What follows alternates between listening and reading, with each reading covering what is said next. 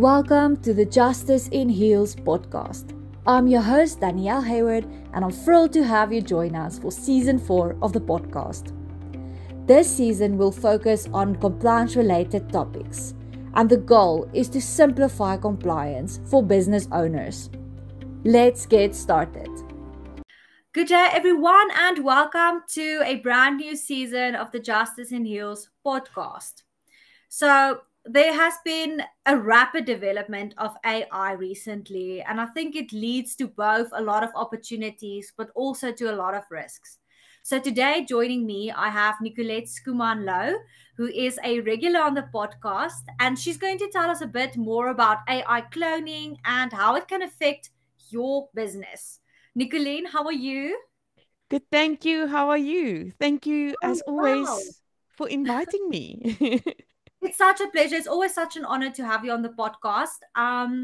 So before we start, maybe for the listeners who haven't listened to season 1 and 2, maybe just give a quick introduction to who you are and your law firm and what you guys specialize in.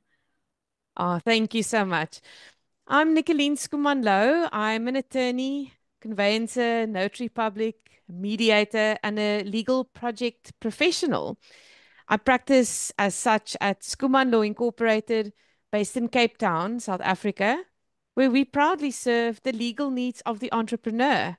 So anything and everything to do with business, the good, the bad, and the ugly, that's us. We've got your back. We are there for the journey, the good times, the difficult times, the exciting times, and often the difficult ones. And in a nutshell, that's what we do. Yeah, I'm glad to hear that you say that you are always also there during the harder or the more challenging times, because I think these days it's very difficult to get an attorney that always like sticks with you, even though you are going through like a little bit of a difficult patch in your business. Absolutely. And business comes and goes, and we've got seasons to go through, and it's all part of the journey. But I think it's important for us as practitioners to really see ourselves as being a part of that journey in some or other way, a big way or a small way. But I think that's become very important in the noisy world we are living in. Definitely. So before we dive into the details, can you maybe just tell our listeners what is AI voice cloning exactly and how does it work? So of course I'm from the legal perspective, I'm going to give you my 2 cents on it. There's no specific definition that we can rely on, but artificial intelligence or AI is basically an algorithm, a mathematical formulation, let's call it that for ease of reference, that instructs a machine, a computer, in other words, to do something with the information it is being fed. So either to sort it into statistics or to summarize or to extract. The point is, someone tells the machine what it should do with the information it receives. And in the case of voice cloning, it means that we input the sound of our voice through different ways, voice notes, recordings, video that we publish for marketing material, perhaps. That's where the voice data comes from. And then this is plugged into a system that then tells it to use this voice, but say this in simple terms. So basically, someone can take your voice, put the message in it, and then reproduce it to distribute it. And the person who receives this thinks, oh, Nicolene just sent me a voice note and she wants me to pay her money. Okay. So that's really in a nutshell, in an oversimplistic way, what we are talking about today. Sure. And that's very scary because if you think about it, if your voice is literally anywhere on the internet, so I mean, for example, your voice is everywhere on the internet because you do a lot of podcasts, you do a lot of like appearances to speak about like your area of expertise. And I mean, they literally just need a few seconds of your voice to actually try and scam people. And I know this is really a hot topic at the moment because it's not, like you said, it's not always a case of like maybe celebrities. It could be somebody close to you and they're receiving this message to say, like, this person uh, is basically asking them for money, and they're going to believe it because they know how you sound. So I think this is, it's a very scary thing. But like in a business sense, how do you think that can affect a business? So I think many businesses, particularly small businesses in South Africa, run a lot of their operations on platforms like WhatsApp, for example. And I think that's where the big risk lies. I know it's convenient. It allows us to communicate a bit more effectively, but really the risk is that that's not the only platform, and I'm not putting it out there that this is a platform that places you at risk. Platforms like WhatsApp. So whether you use another platform by a different name, the point is if you're running a lot of your business operations using a platform like that, and specifically using voice messages when doing that, it already creates an environment where if a customer receives a voice note instructing them to do something or to change something for and a scammer is on the other side of it, on the reality point of view, then that's where your risk starts to lie. Or for a video, we've heard a lot about deep fakes. So if your voice is obtainable, a couple of seconds, I believe it's somewhere between 10 and 60 seconds, the experts say that they need a good sample of, then they can recreate it. What's more, we put out a lot of video. So if we've got your image or your likeness and your voice, we can put out all sorts of content telling your customers to rather use this banking details or rather to do this or to action that. So we see it in a voice note sense, particularly parents being targeted by their children having been in trouble or got getting into an accident. Mom, I've been in an accident. I need some money. Please pay quickly. Please pay this person. I don't have my things with me because I've just been in an accident. And automatically it sounds like your child, and your automatic reaction kicks in. So that's how it happens personally. But the same principle happens where your customers are directed to do something different or to change something or to pay into a different account. So these are some of the manifestations we are seeing. And have you actually dealt with anything like that in South Africa yet?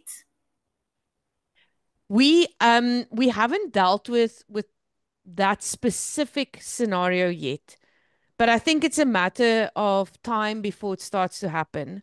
What we have seen is that celebrities are being impersonated for all sorts of reasons. I think let's call a spade for pyramid schemes, Ponzi schemes, purporting to be technology based investment solutions.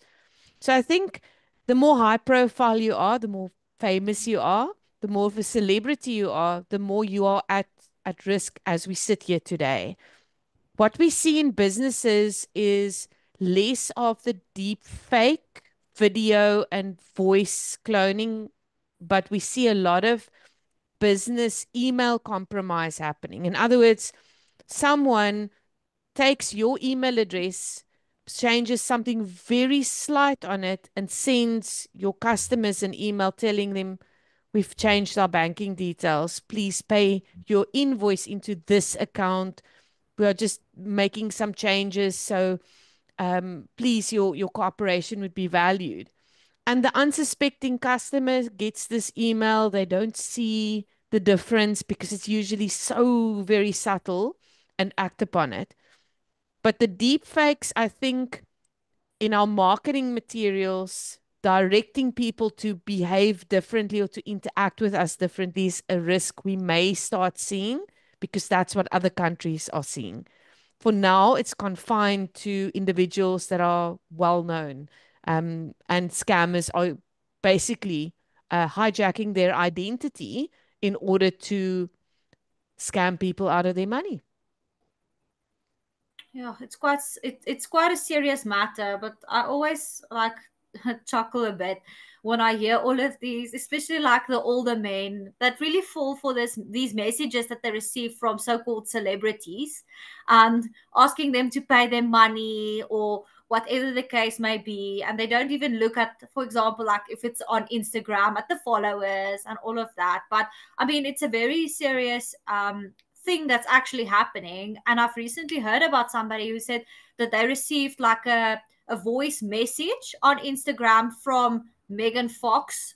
And they say it kind of sounds like Megan Fox. So they actually believed it for a while until they actually spoke to some other people who told them, listen, but I mean, this could actually be somebody that cloned her voice. Mm. Very scary. Scary. So, I mean, under South African law, do businesses have specific legal obligations when it comes to protecting against these AI generated impersonations? So I think Poppy Protection of Personal Information Act set the stage for best practice. And many of us in business see this as, oh, yet something else I have to get done, another box I have to tick. And I think that's where the wheels start falling off, albeit in slow motion.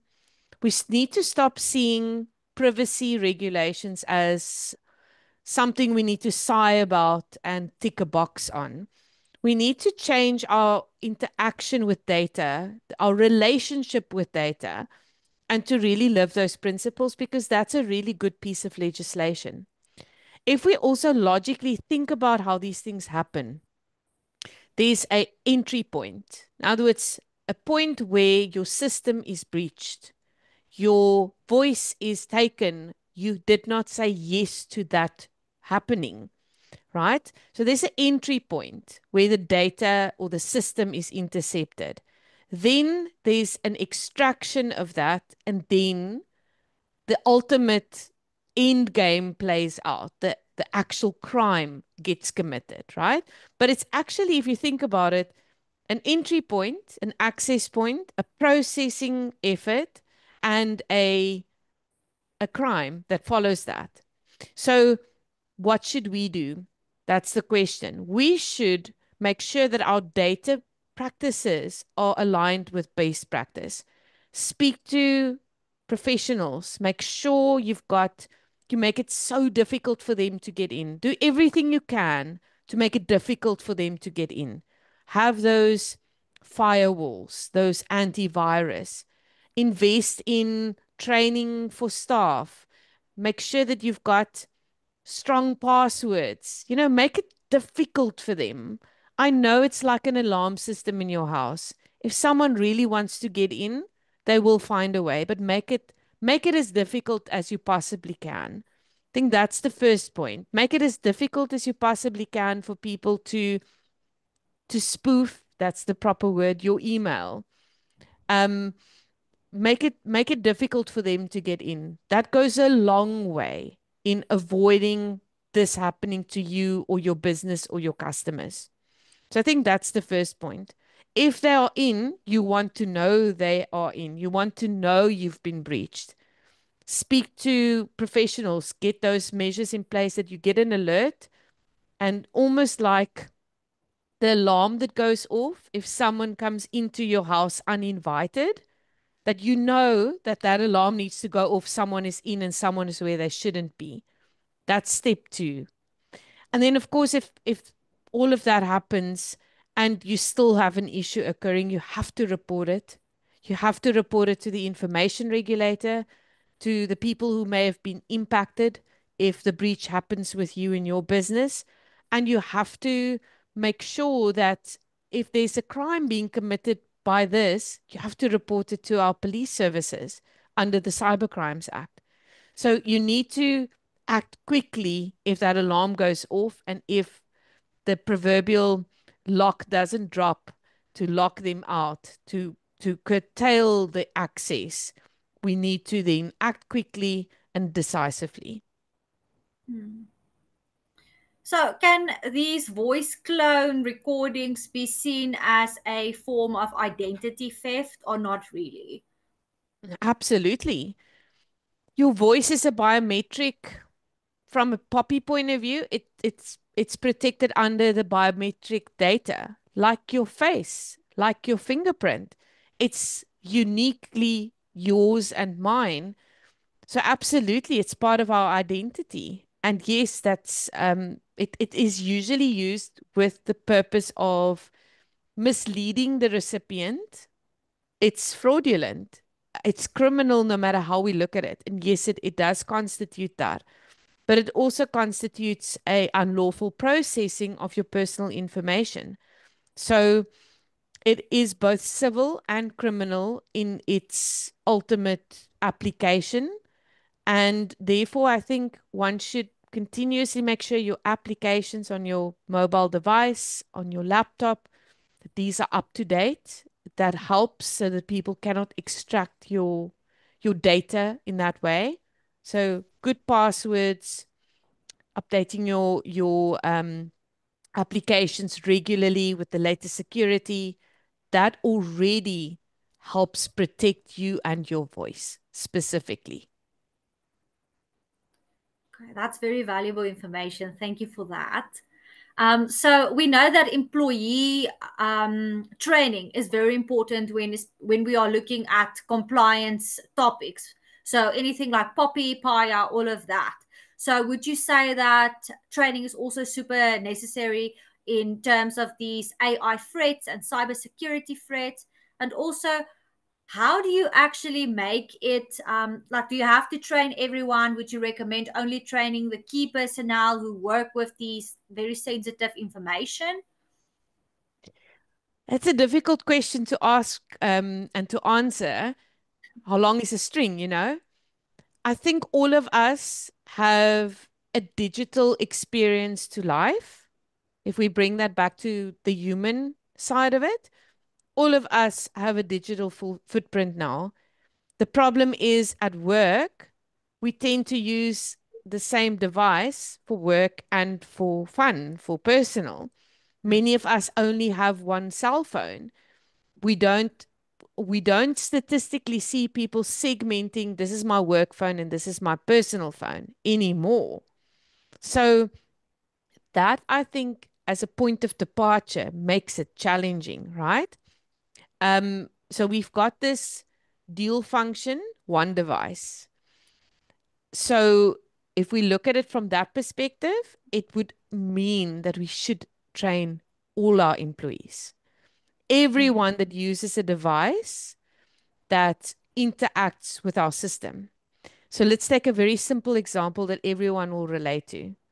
Most of us have WhatsApp groups for our businesses where our employees interact about all sorts of things, being ill, or needing some help, or whatever the case may be. And that's the first point of entry. If that person's etiquette on social media, on a platform like WhatsApp, not specifically, but like WhatsApp, then we already have that cross pollination. So then we need to say, what are our rules of engagement? What should you know? Yes, guys, we should all update our phones regularly, all the apps that we use. Read our privacy policies when we install a new one. Who uses our phones? Are all those apps accessible to maybe our younger family members, children playing with the phone that could inadvertently then download something that compromises that device? So I think we should actually have digital awareness and digital safety throughout our organizations so that those people can go to their homes, educate their families, the younger members of our families, so that we are then collectively moving towards safety. And that's the problem that has inadvertently come with being so connected all the time. Definitely, because like you are always working on a device. I try to like I think a very useful tool to use when you are uncertain how much time you actually spend on your devices is that program that you download that basically tracks your time on all of the apps that you use. And I must say, I think it's quite shocking when you look at the data that you get from there and you realize like you are basically never without your phone. So yeah, that brings a lot of risk with it. Okay, so just moving a bit away from a business sense, I think you've also probably heard about that scam that people are very worried about, where maybe a call center calls you and they try to elicit a like a yes or a no answer from you, and then they use that yes answer basically to sign you up to something that you don't really want to be signed up for. Do you really think that is something that people in South Africa should be worried about, or not really at this stage? Well, I think our organizations, our business community should look at how we opt people into things. And we should all collectively strengthen our systems to at least have a verification element, like a two-factor verification. If you want someone to opt into something telephonically, they should get a OTP, which they then action, and that signs them in, because then you've got the voice and you've got that element. If someone phones you and that is not the case, I would be very concerned about doing business with that provider. In fact, I wouldn't recommend that you do business with someone who tells you all you have to say is yes and then you're in. So you need to insist upon, if you don't have a verification that you need me to click on or sign up on using my phone or some other reliable device, then I'm not interested. We need to start acting, we need to start insisting upon that as consumers. So that would be my first thing. And secondly, if someone is starting to interact with you in a weird way, out of the ordinary, someone who would never ask you, please pay me money, or just quickly say yes for my verification process, and they've never asked you to do that, we should question that as consumers. So I do think we should watch what is happening overseas and learn from that. We are usually a little bit behind. It's like a time lag here. But ultimately, if it's happening there, it's a question of time before it will start happening here. Hmm. Yeah, that's brilliant advice. I love the idea of actually having an OTP. That's brilliant. I'm Mm. gonna also give my clients that advice. I haven't thought of that yet. um, so finally, what is your advice to the business owners or the compliance officers out there who might feel a bit overwhelmed by AI and all of the developments with black cybercrime, but they know that they need to start taking steps and being proactive to you know, stop these things from actually happening to their organizations? What advice would you give those people? I think we need to go back to the basics. We live in a world full of noise, a world filled with information. I think if you spoke to our parents and our grandparents, asking them what their challenge was, how they were able to discern the truth from which is not true, they would tell you we struggle to get access to information. That's what made life difficult to see, is this really happening? Is this true? What should I believe here? We live in the complete polar opposite world where we have so much information being flown our way in an avalanche of it, right? So we've got the complete overload problem, whilst they had the deficit problem. But the problem is still the same. How do we determine whether this is true and accurate versus that which is not? That's really the question. So I think compliance officers, I would say to you, it is important for us to think of ways that proves our authenticity, that proves the truth, the factual truth. So if that means if we interact with a client, we ask them the key question, opt in, click here, accept, and they then get a verification, which is a second step to take, then so be it. Two-factor authentication is really key. Make sure that you communicate your processes and your systems in a reliable way to your clients so that they know, okay, this is what we expect, this is the routine. If something changes, it will come from this official source. It will be followed through with a phone call or a face-to-face or whatever the process entails at your business. But the point is, if we need to create predictability so that our clients can see this is unpredictable, this is weird behavior. Whoop, red light. How do we verify that? This is who it will come from. This is what it will look like. This is not how we communicate. We need to instill that level of procedural consistency and communication so that our clients are empowered to see, but this can't be Nicolene, because this is not how Nicolene writes. This is not how Nicolene behaves. We need to question this. And then I think we need to also look at embracing FICA and all these new regulations. There's purpose to it. If someone doesn't want to speak to you or go on camera, we need to start questioning why not. Is this really the person who we think we are having on the other side of the phone, on the other side of the Zoom call without camera on? We need to start looking for ways, how do we expect our customers and our clients to see what the truth is and how the process works and what is usual and what is unusual. And we need to start seeing, why does this person behave in this unusual way when I'm asking something that is actually quite elementary? Why is this a problem? Why are we only on email? Why do you never answer your phone? Is this real? So I think we need to go back to the basics and to take advice. How can we strengthen our systems? How can we communicate with our teams so that they also know their way around this?